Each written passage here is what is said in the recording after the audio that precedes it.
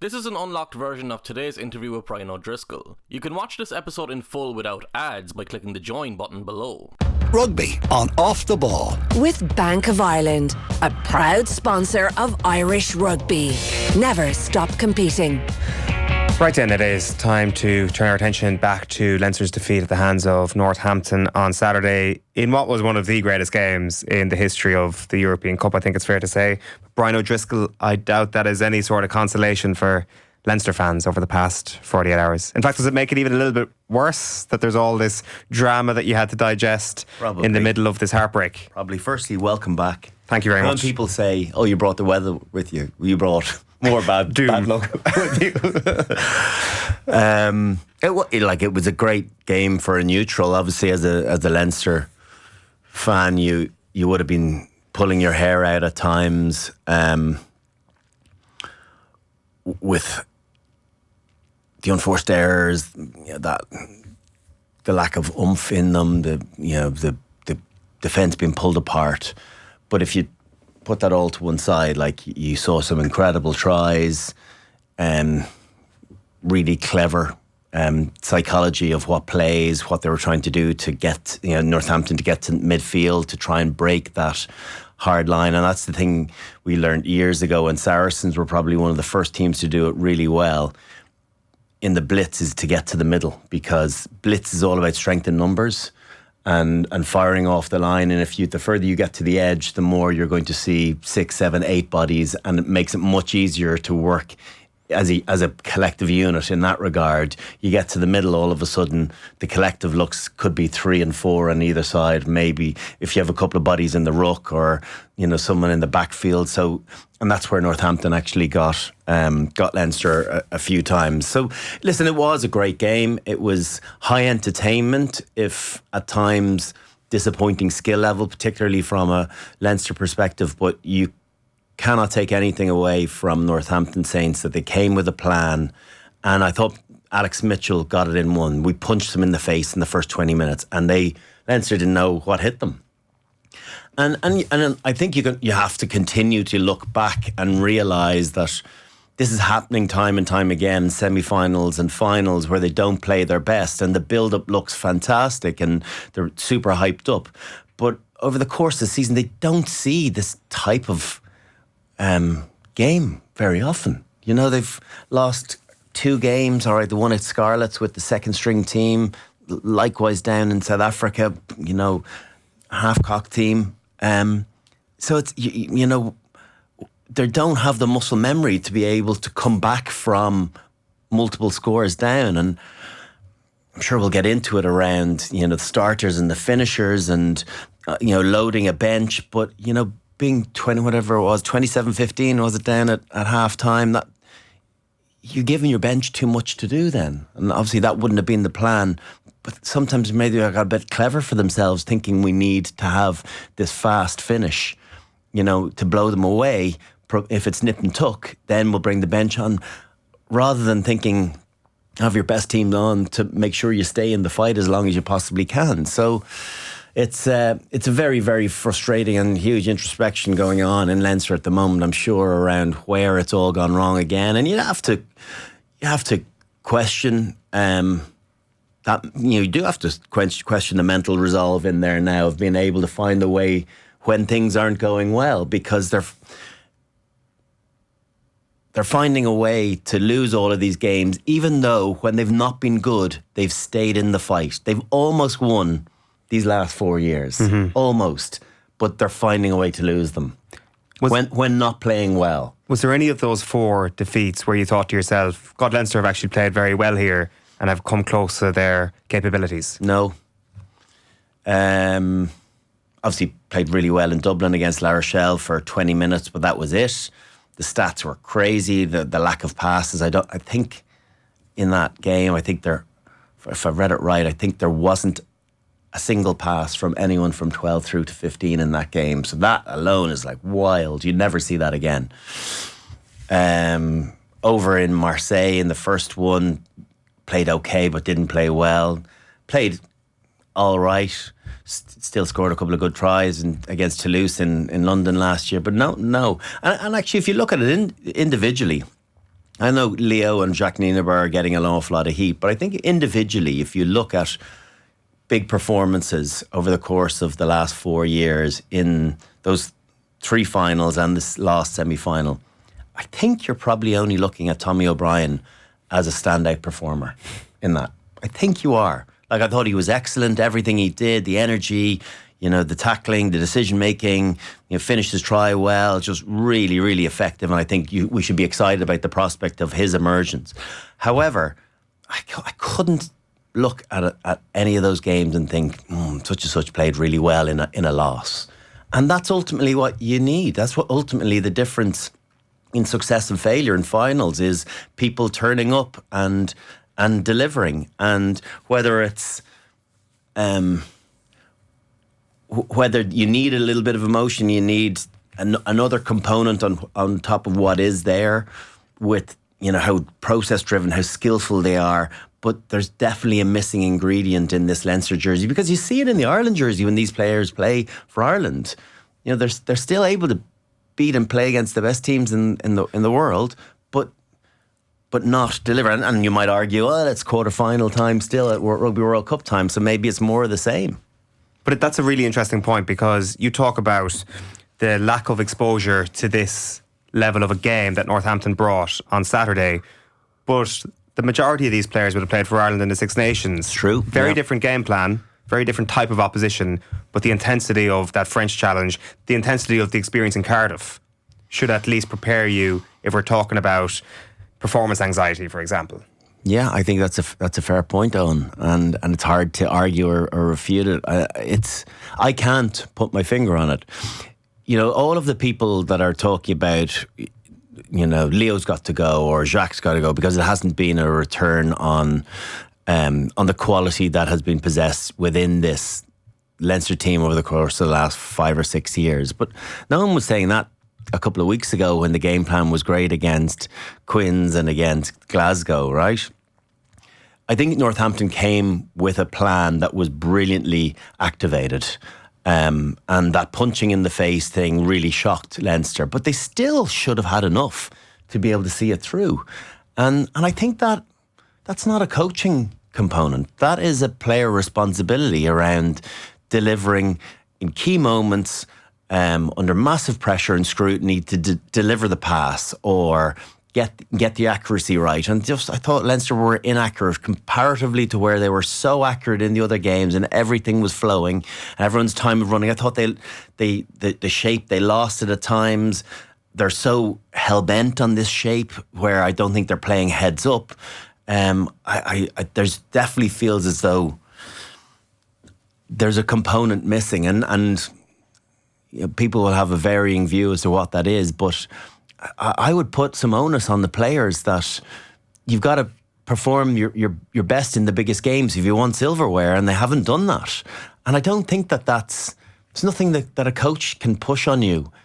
You can work with a psychologist maybe, but you equip the team with the game plan that you think will win, and they scored 5 tries, but they conceded a lot of tries too. And I suppose we'll scrutinise the defence as well. Whether you're a fan of the blitz or not, it got pulled apart like we haven't seen for 2 years. How did that happen? What did Northampton do? They got to the middle. There was a few things, like varying issues. I think if you pick out a few of the tries, the first one, the Finn Smith break from like a ball kicked long, there's nothing really on, and Cian misses the jump on Josh van der Fleer, and there's a dog leg, and Finn Smith picks that out brilliantly well and gets through, and lovely kick for Freeman. The second Freeman try really nicely worked. It's a 2-1-1, so you hit into the middle, you go around the corner once, you hit back once, and then you reload with all of those that came out of that last effort. But they're in the middle of the field, and they just make it life difficult on James Lowe. They get enough numbers around the corner. Pock throws a really great pass to Finn Smith out the back. He links with Ram, and it's a simple, pass to Seabrook, and who puts Freeman away. Very, very well worked try. Sometimes it's just you get those. The Freeman hat-trick, breaking ball, Augustus gets it, and it's just too easy. And then the Pollock one. Snyman's late getting out of the last ruck. He's into the second defender, and really well spotted from a very, very clever 20-year-old. Sees Porter is ruck watching. Snyman's, the separation is too big, and he just picks this wicked line, and then has too many wheels for Prendergast in the backfield. So I think there's a bit of a mishmash in there. Some brilliance, but like that you shouldn't be beaten that easily. No matter if you're laid into it up from a ruck, there's some basics of not bleeding around the heart, around the ruck. You don't ever bleed between 1, 2 and 3. Make teams work to the edge. That's why the Freeman second one, you go, fair enough, well worked try. The other one, the Pollock one is a sucker punch. It's just way too easy. You think you're in good shape, you're kind of out by the touch line, and for him to penetrate and run in 60 metres is a killer punch, sucker punch.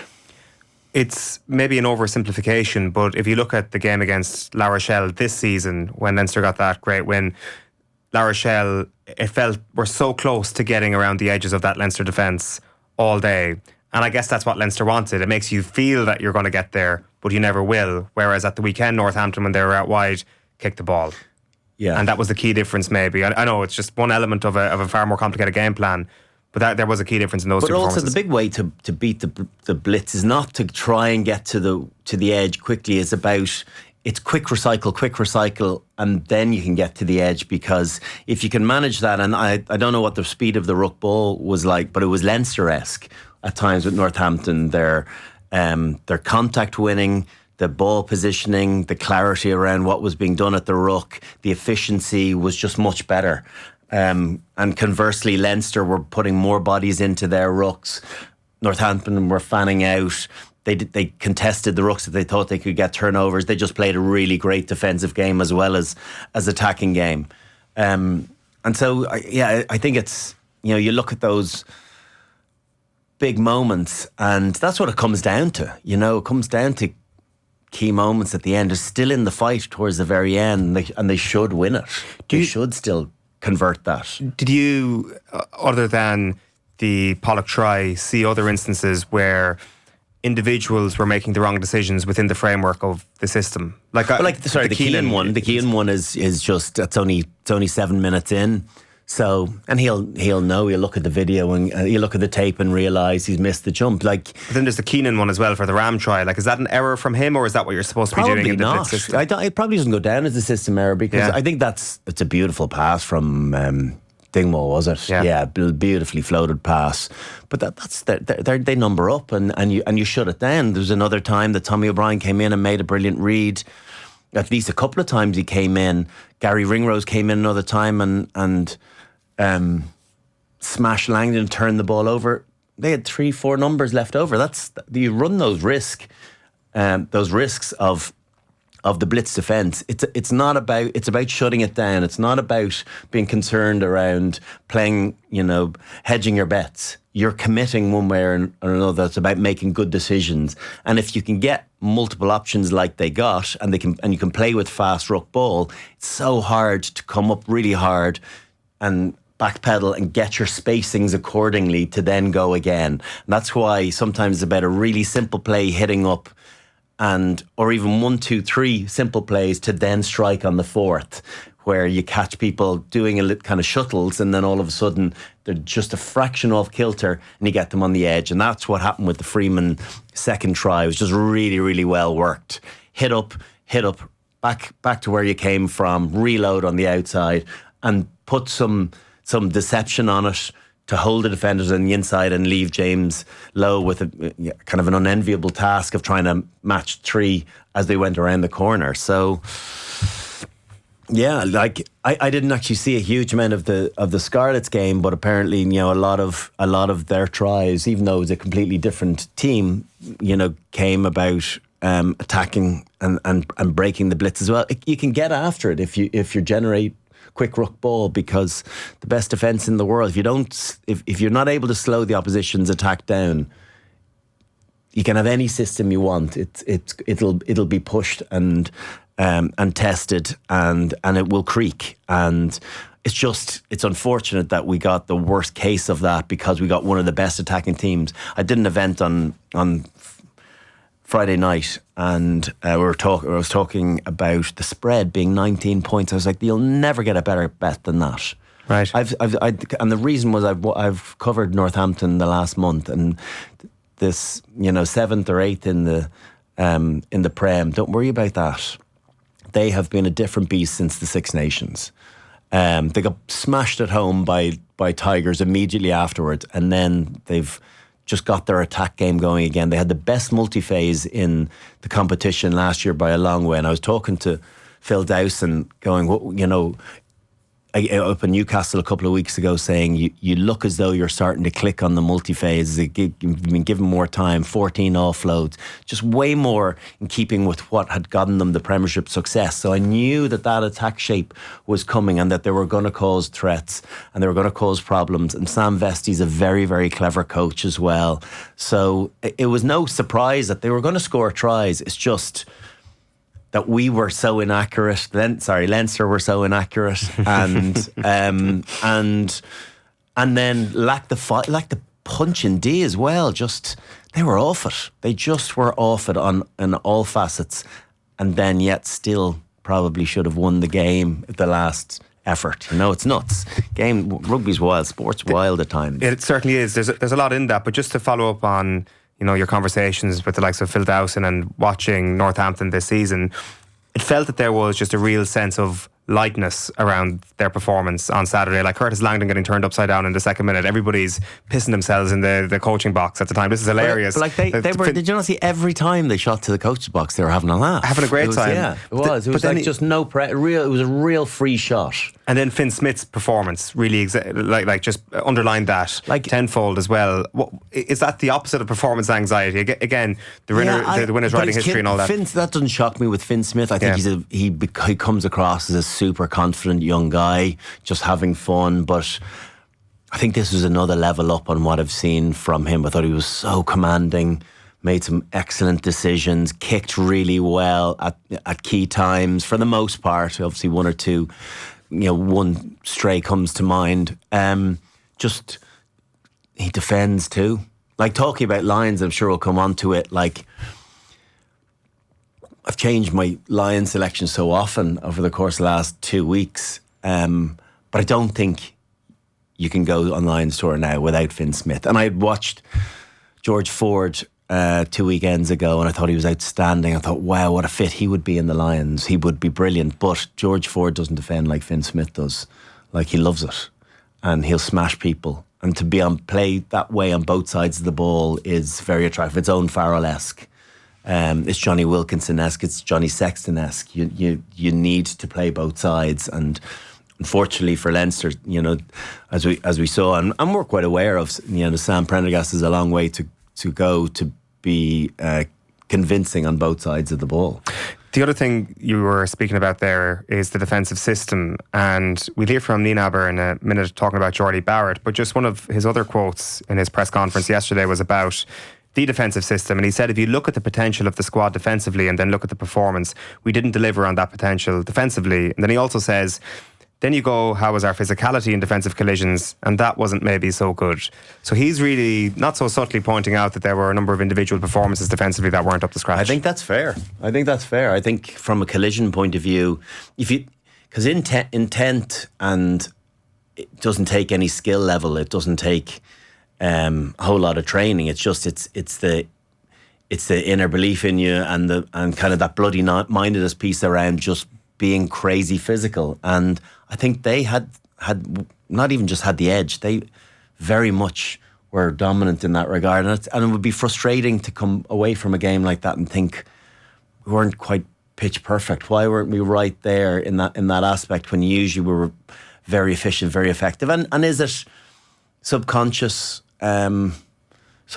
thinking that they could do what they did the two previous rounds and they'll have enough to get through into a final? I don't think they would have been thinking foregone conclusion, but it's almost they were relying on muscle memory, going, if we just are that cohesive, it'll be more of the same. And they got a shock and they got rattled when when Northampton really put it to them in attack or in defence. First of all, it started with defence, and then put together some beautiful passages of play in attack as well, and great variety and good skill level. And we're worthy of hanging in there. You think about the key turnovers: Iogan, Pollock, Kemeny was outstanding. Augustus, what a signing he looks like he's going to be for Ulster on the back of that performance. I'm not saying he's that every week, but he was absolutely outstanding. There was one scrag tackle in the second half on Jimmy O'Brien that he gets him by the jersey, and his work to get there, and Jimmy's gone. Like, it's a try. And just those moments are the difference between success and failure, and they won those moments. And I think that's the frustrating thing, that where you can't play the game back again.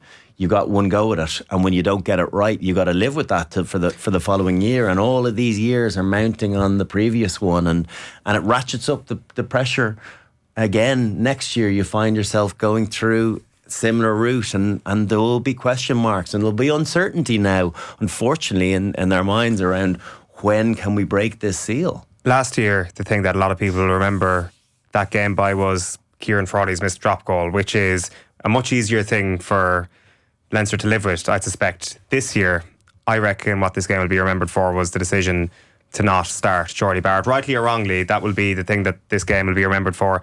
You might throw on those headphones and let's just play the full 2 minutes of Jacques Nienaber explaining the decision to not start Jordie Barrett. He was speaking at the Monday press conference. I think it's worth playing this in full just to hear him out on this. In terms of the team selection piece, yeah, obviously, as coaches, we select the team that we think will get us a result on Saturday. And if you look at all the games that we played this season, that's been the philosophy. And if I can take you back to last year when we played Northampton, we felt they actually ended quite strong at the back end of it, of that game, where I mean, with having maybe an impactful bench kind of take that away. We thought, I mean, again, you make a decision and you're not sure. I mean, hindsight's always perfect science. We win the game, nobody would have asked these questions, and it will be, yes, what a brilliant tactic. You lose the game, listen, you have to live with the consequence of your decision. So if I look at it from that point of view, the second half, I think we were going on in halftime 27-15. And the second half, we scored, I think, 9. We won the second half 19-10. So that was what we were looking for. We probably didn't want to be that far down halftime. Didn't want to be down halftime. We just felt, if you look at the Harlequins game, in the Harlequins game at 60 minutes, we were leading 31-0. And then the same impact came off the bench, and we scored another 31 points in the last 20 minutes. So, and I can justify here, and people will say, At the end of the day, we selected a team that we thought will get us a result. It didn't, and we will just have to live with the criticism that we get, because, like I say, hindsight makes perfect science. It does. But this isn't just hindsight. This was a big talking point on Friday afternoon. We were talking about it on the show on Friday. As soon as a team sheet comes out and Jordie Barrett's on the bench, this is a foresight conversation that was happening. The point he makes about winning the second half, being 27-15 down at half-time, I can meet you halfway and say at least bring Jordie Barrett on at half-time when you're chasing that 12-point deficit. I was funny. I was on a WhatsApp group with a couple of ex-teammates, and the conversation was at halftime. It was, how can you get Jordie Barrett on without it coming across as panic stations? It's so true, you know. It's like, no, this is fine. This is always pre-planned. Yeah. And it was like, you know, Robbie wasn't having a terrible day, but he, you know, what Jordie Barrett has brought to the club, the performances that he's had, the punch that he gives, is another dimension on what Robbie's game is. That's the reality. And I thought he was very good, you know, when he came on and he gave that go forward and he brought that huge physicality, and it is something that they're going to have to live with, and a criticism that is fair, because I think they got that wrong. I don't know whether, and I don't know, like, I've seen so much written about, their hands being tied around playing both players together, and it is a tricky one having two international centres and bringing in an All Black centre. But the reality is, I think, come to semi-finals and finals, you have to pick your very best players in form, and there was no doubt that Jordie Barrett, what must he have been thinking while the game was playing on, going, I'm not out there, and I could really do a job here. And we saying that it would have been different had he been out there, we'll never know in the first half, but play your best players. He's a marquee signing. Don't bench him for semi-finals and finals. That makes no sense. That makes no sense. And is he playing better rugby than Robbie Henshaw at the moment? Yeah, I think no one would disagree with that, including Robbie. And I don't think Robbie could have had any problem around sitting on the bench, knowing how Jordie had played most recently. So I think that was a mistake. I must say, Andrew Porter not starting for me doesn't make sense either. Like he's a 75 minute international regularly. What he brings you in the loose is phenomenal. I'm not saying that just because Cian missed the jump on that, on the Freeman first try, but like play your best team up front. I've never been of that mindset around, we need to be loaded for the second half, because it's easy retrospectively to say, well, they've 12 points to catch up in the second half, and it's a lot of work to do, and they do win the second half 19-10, whatever it was. But don't put yourself in that position in the first place. Leinster have put teams out of sight a lot by playing their best team. I'm not saying they were going to do that against Northampton, but never been a subscriber to holding back better players on a bench, and I don't think I ever will be. And I don't suspect all the players would be subscribers to that either. Like, even if you're a player who gets the start over your team's best player, that must be an uncomfortable situation as well. If the team's not being picked on form, that has to have some sort of impact on you mentally, right? Yeah, Like, you're looking at the talk of Jack Conan being a Lion, and yet he's on the bench, waiting for his impact. And yeah, it came. I know he came on very soon after half time, but I must say I was very surprised at that decision. And yeah, he's right. Hindsight's everything in hindsight, is clear as day. But to your point, before the game, we're looking at going, really, no Conan, no Barrett, no Porter. No matter what, I'd have those three guys in my starting team based on the way Leinster have been playing, the way they have been playing, and the impacts that and involvements they have had in the Leinster jersey in the last 2 months. And they will have to live with that, and they will have to take the criticism, because I think it's fair criticism. Mm-hmm. The other decision that has been analysed and is going to be one that maybe will live with them for a period of time is the decision to go for the corner at the end instead of taking the 3 points. In the moment, I think my notes from the game say, what are you doing at that point? So even if we're not using hindsight here, definitely in the moment, I'm not an elite sports person. What was your mindset at that time? I'm thinking again, I can rewrite history if I want to, yeah. But I was always a 3 points guy. Right. In my time, it wasn't like what they do now around going and the regularity of kicking to the corner and turning down points, but that's different. 4 minutes out, get yourself to extra time. Worst case scenario, give yourself a chance. I just think, yeah, you can have the mindset and we'd be having a different conversation, but we're not. And so we have to have this conversation. Like, they've fired all the shots they have. They've spent a quarter of the game with less numbers, and yet you've still broken them to get back to draw. And when you haven't been at your best, regroup. You've got the bench that they've been talking about that should be fresh, that should bring that impact for an additional 20 minutes. I would suggest that it felt like an obvious enough call, because it's just outside the 15, because I looked back today to see where the bouncing ball was. It's about a yard outside the 15, and certainly a kick that you would expect your goal kicker to get. Was Ross on at that stage? Yeah. Very good goal kicker. They 3 good goal kickers on the pitch. Very good goal kicker, right? So, that does feel like a brave call, but you could bracket it in a foolish call as well, because it didn't come to pass that they got the outcome that they were looking for. And I just think, get yourself level and go again. And you never know, you still time to go and win the game. Yeah. Get the ball, play territory, put the pressure on them, force them into going and trying winning it again. They've done all of that work, and how deflated you would be having exerted all that effort and energy and scored so many brilliant tries, and then still being level playing. And the psychology of those games really comes into it, and so I was very surprised that they went corner. Who makes the decision in that moment? Because Jack Conan's obviously trying to consult with the sideline.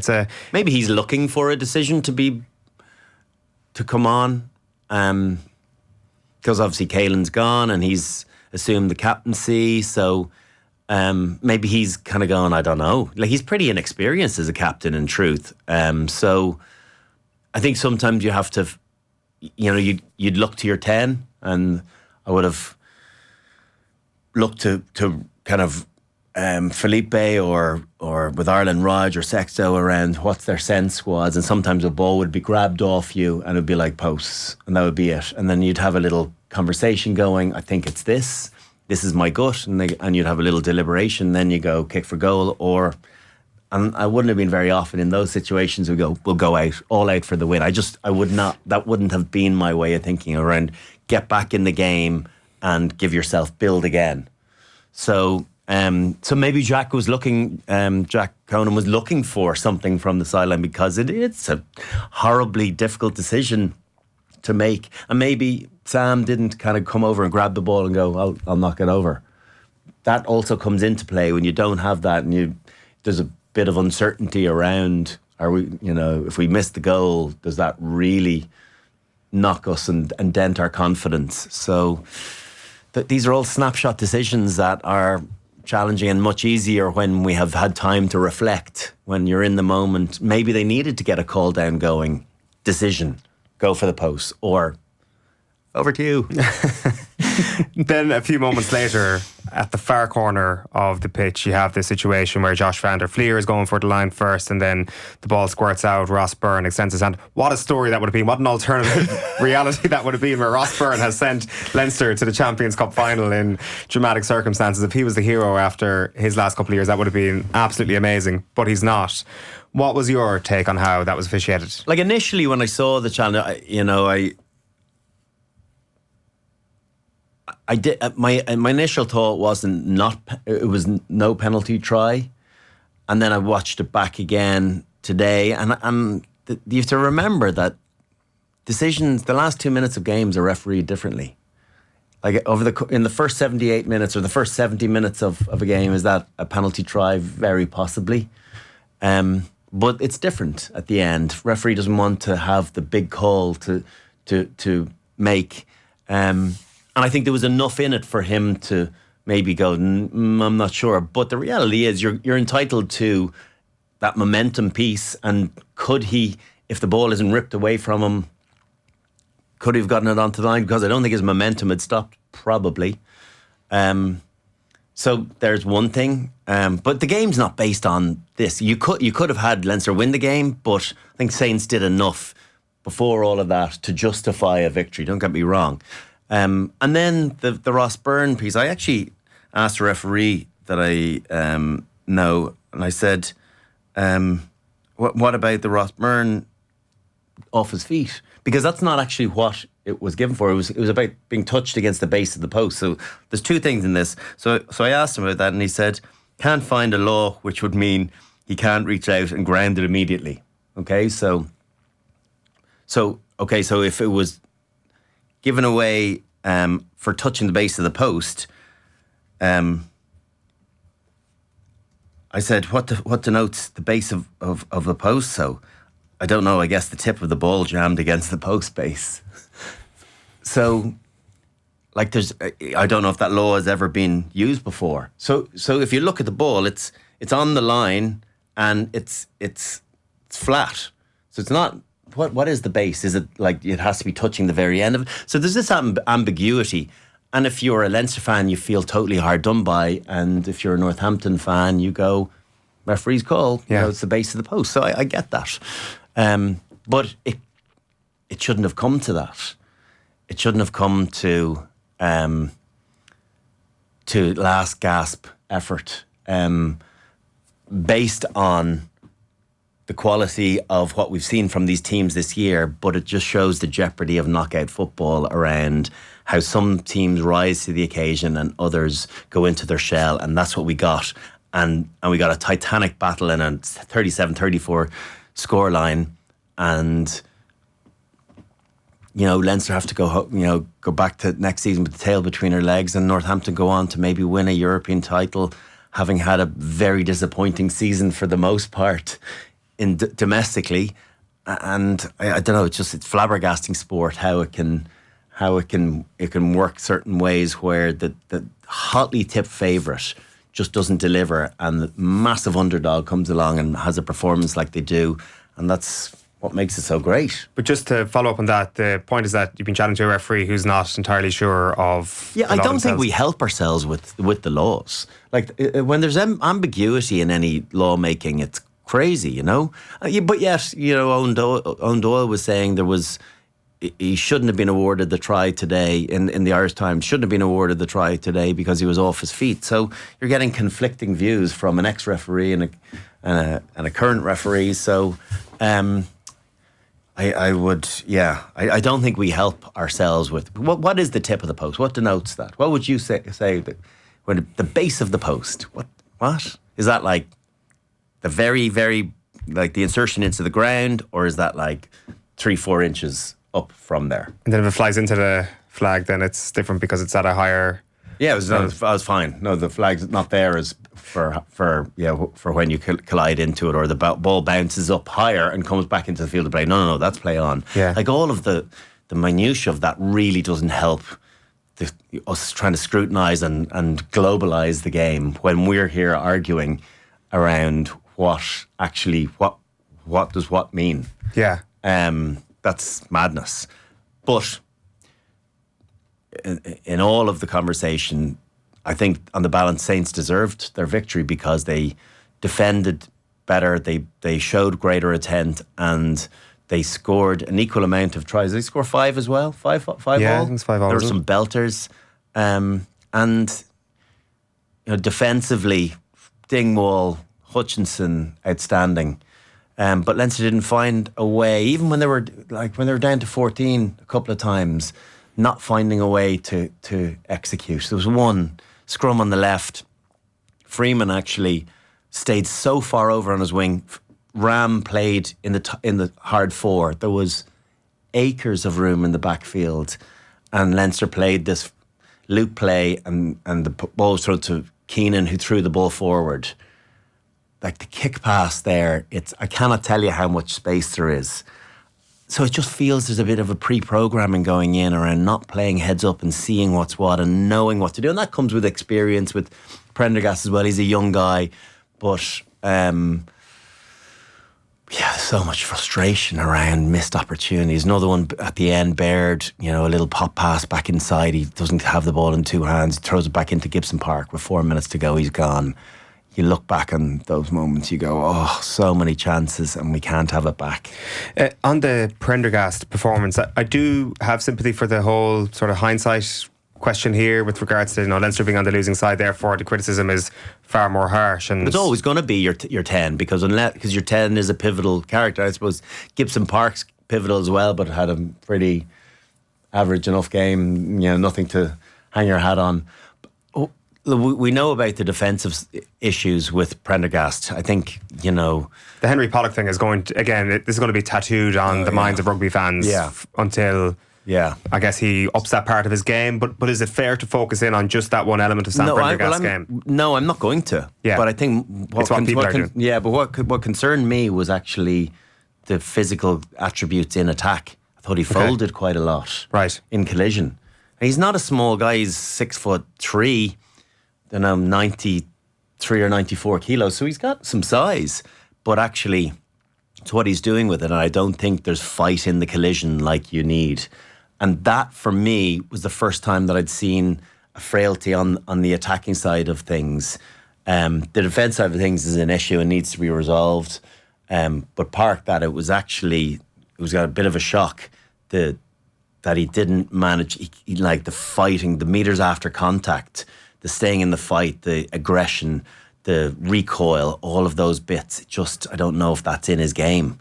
And it needs to be, because you're going to get whacked as a 10 against good defences, and you're going to have to ride those challenges and find a way to eke out a yard or two that can be the difference between winning and losing ruck ball and generating the next phase. And I think that, for me, I saw Ben Young's talking about he's operating too much in systems, and there's probably a bit of that, but I think that just the element of frailty in the collision was like, oh, he's not there yet. And he's young. He's got time, but he's not there yet. But as you're pointing out there, that's something that he needs to work on mentally, I guess, and that's as much an attitude thing as much as a physicality thing. It's a bit like the tackling. You got to really want to do it. Right. I've talked before on the show about there's two types of tacklers. You tackle because you want to, and tackle because you have to. And you want guys that tackle because they want to, not because it's a part of their role, a reluctant part of the role that, do you know what, I have to make this tackle. And I think there's a bit of that. It's, doesn't enjoy it. If you ask, do you enjoy the physical? Do you enjoy trying to whack people and hurt people and put them back? And do you get as much of a kick out of that as you do a fancy pass or an offload or a piece of skill with ball in hand? And I think the answer you want is, I'm getting much of a thrill as that, of turning the ball over in a ruck, of bashing a guy and feeling hurting yourself but hurting him more. Like, there's a thrill that comes from that sense of winning collisions. And I just don't know. I don't think it exists there. And I don't know if it's not something necessarily that I would say that you can build into someone. Confidence comes with size going on, maybe, that you can survive it a bit more, and you get better with the older you are. But it's just about that initial intent. You're either really into it or you're not. And you look at someone like Jack Crowley's into it. I think there's a comparison that we've made before, that defensively Crowley wants to make, he's happy to make tackles, and I think Prendergast at the moment does it because it's part of the role rather than having an excitement about it. But what's interesting about what you're saying there is that people will be inaccurate to just refer to it as just defending. Then it's with possession and meters after contact, as you say. It's easier to get a dominant tackle on Sam Prendergast than it is on anyone else in that Leinster attack. And like that half yard is huge sometimes, around just staying on your feet a little bit longer, waiting for the cavalry to arrive, fighting through and getting a ball place or a body position on the ground, rather than being hit and crumbling and immediately giving an access point to a would-be jackler coming in, fighting, getting a recoil, getting a better body position on the ground to be able to get that ball back and place it well. All of those little micro moments are huge in the overall context of holding on to possession. And I just think not just particularly him, but I thought collision-wise we were just completely on the back foot for most of the game. They had our number. Taking that into account, had Leinster's number. Sorry. It's okay. I think you get forgiven for saying our. Taking that into account, what's the best thing for Jack Crowley's career, or Sam Prendergast's career? Take your Munster hat off, will you? For Sam Prendergast's career to happen this summer, like from what you're talking here. Well, the best thing that's happened in Jack Crowley's career is what happened on Saturday. For Sam Prendergast is the best thing potentially for the long-term prospects in his career, that actually it's not a Lions tour where everybody's expected to be the finished article. What you've identified there is a pretty fundamental change that needs to happen in his game. And does that actually happen by playing a couple of Ireland games but having an extra long pre-season with Leinster, more time in the training ground? Because I'm not sure that sort of thing changes on a Lions tour. No, but you do. You get take on board so much intel on Lions tours. From a learning point of view, you'll never get learning like it because you're learning from the best. And so actually from a development point of view, if you're thinking purely selfishly from an Irish perspective, you'd stick him in there as a third. If you were the Ireland head coach who happens to be coaching the Lions. You'd stick him in as the third 10. But I think based on what we have available to us in the UK and Ireland at the moment, I don't think you can pick Sam Prendergast, I would say. Because Finn Smith, Finn Russell, George Ford, Owen Farrell, Marcus Smith would be all better choices right now in the development of where they are in their game and the quality that they're playing and the experience that they have. I think would all be better choices. Park that and go, if you're really looking at how you would supercharge his development and how he would be able to become a sponge for all this information, playing and training more so with these people every single day, that there's just intel to be taken at every moment, to be gathered and summated and kind of put into your own your own style around, well, I really like that about their game, or the way they do that, or their level of professionalism, or look what he's eating, or the extra stretching, all of those components. You don't get it like you get it on the Lions tour. So there's two lines of thought. One of the big things this week is going to surround the captaincy, and it looks like Caelan Doris is going to have to undergo surgery, so it looks like his summer is in massive jeopardy. Like, I mean, it's just double whammy, right? Jeez, to deal with the disappointment, and I saw Jack Nienaber saying, I don't think he's ever gone off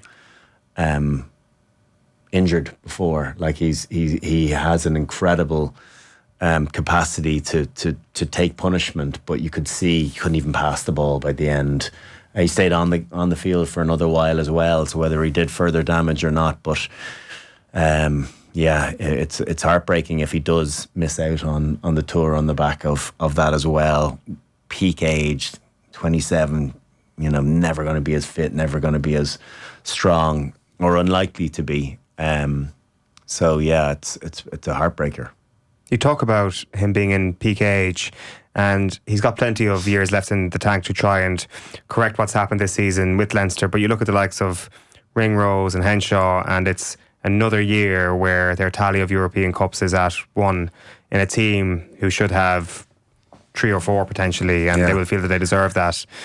How do they manage to channel that into something that does get them over the line again? It's funny, I met an old one of my teammates from the that successful period, 3 and 4 years, and I met him on Sunday at in St Mary's Rugby Club with our kids, and I said, on the basis of yesterday, my 3 medals felt like 6.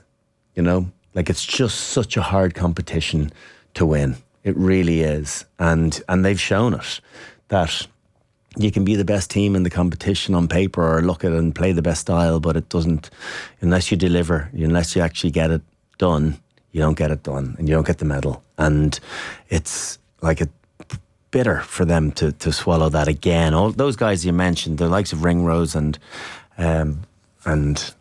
Tyke Furlong, Porter, Henshaw, like they've been at it a long time, and to only have one for the quality that they've possessed as a team is short change. All right. The brutal reality now is that you'd have to say Leo Cullen as head coach gets defined more so by the defeats than he does by 2018 and winning that one, because it's overpowering in the big games lost ledger in this competition. So you get defined by it. Maybe that's harsh, but I think that there will be a definition out there that this era of Leinster team has lost more of the big games than they've won. Yeah, and that's the reality. I think you have to wear that as a coach and as players, that ultimately you could argue that they flattered to deceive, that they haven't quite turned up for the most important days. But then, I said it on the show as well, that we got the bit of luck in the finals that we needed to go and get it done, and it's on the toss of a coin. It's a moment. It is. Is it all luck? It is. there's a big slice of I do believe that. I think the game of the weekend, they didn't deserve the luck because of the quality, and Saints deserved to win. They did. You probably felt you deserved your luck in 2011. Yeah, we'd had lots of years of disappointment, in the build-up to ours, and we used that as huge motivation. And how they haven't been able to kick on from 2018 is very frustrating for them and for everyone involved in the setup. And it's really hard to just say it's one thing. It's just it hasn't gone their way. And when I've always tried to calibrate it as, we got all of our luck in the first 4 finals, and then none in the remaining 4 and other semi-finals. But you have to wonder, is there more to it than that now? And that's the conversation that everyone is suggesting. I don't know. You need to get into those players' heads to understand what they were feeling, whether there was panic arose, whether they kind of went inside themselves a little bit, whether they feel a bit different in blue than they do in green. That's a very personal thing. And whether the sense of pressure has really started taking its toll. Only those that pull the jersey on really know that. We can all make assumptions and say, well, it looks that way, or maybe they're just missing out on luck. But actually, you need to ask those players going, is that there must be a hang-up now? Is there? Is that what it is? Is that what the difference is? Or maybe they'll go, what I said about the luck piece, it just hasn't quite gone our way on the big day. And that's not me reneging or bailing on the outcome of it, because it's hard to get into the heads of those players, considering what they've managed to do and the way they've managed to play in the green of Ireland. So it's not like these have continually not delivered. They've won Grand Slams, they've won Six Nations. Yeah, Six Nations exit, or World Cup exit again in the same at the same level. So maybe we'll say, what's any different than that? Is that an unreasonable question to ask? No, it's not. It's not. Because these players are better than one European Cup. They really are. They are better than that. This team certainly was, and this team really good this year. Like 2 years ago, 3 years ago, outstanding team. Should have won it. So, whatever about the Saracens team that beat them in St James, I think they really came. They do what championship winning teams need to do, is delivered when the chips were down. They lose 2 props in the first 10 minutes and they still find a way to get it done playing. So, it's hard to argue with people that make the point that it's, there's shortcomings, but what do they exist? Is it the players? Is it the mentality? Is it the coaching ticket? Is it new systems? Is it just freezing a bit on the biggest stage? Maybe it's a bit of everything. I don't know. The only change that we know is going to happen next year is Rico Ioane will be in the province, Jordie Barrett will be out. Does something more fundamental need to change at the setup? Well, obviously, when you concede 5 tries in with a defensive system that you've been working at for a couple of years, you're going to have to look long and hard, and teams will analyse that game and realise where Leinster came unstuck, and they will get after them in that game. It'll be a test case for the blitz defence. Leinster could play 10 more times and not be as soft in a collision sense as they were on Saturday, and they'll have enough on the back of that to win the game. But you're saying you can't go back. So they'll have to wear that, and they'll have to tweak and modify the defence and realise where their shortcomings lay and put that right, and see next year whether it's enough. There's still the URC. Yeah, but is it? I know they have to win it. I know that there's huge pressure now. There is, but it's always been about Europe. Yeah, it's always been about Europe. And it seems to have bled into the URC in the last couple of seasons as well. Yeah, that's what makes this one more important in the URC. Not to belittle the URC, it's still a domestic league that's very much worth winning. And you look at some of the teams that have won it the last few years, a few South African teams, Munster a couple of years ago, Glasgow last year, really good sides. So it would be great and important to get a trophy at the end of the season, but it's still about Europe. I think it's still about Europe in most people's head. Certainly is in my head, because it's so hard to win and it's so fulfilling. Not that the domestic league isn't fulfilling, but not to the same degree as Europe. You look at the French teams, English teams, hard fought. Yeah. One last question, just what I think of it. You did see a couple of empty seats in the stadium on Saturday. Like, it feels that Europe, it's all about Europe. It feels it's going to be even more so about Europe next season. Exact same scenario.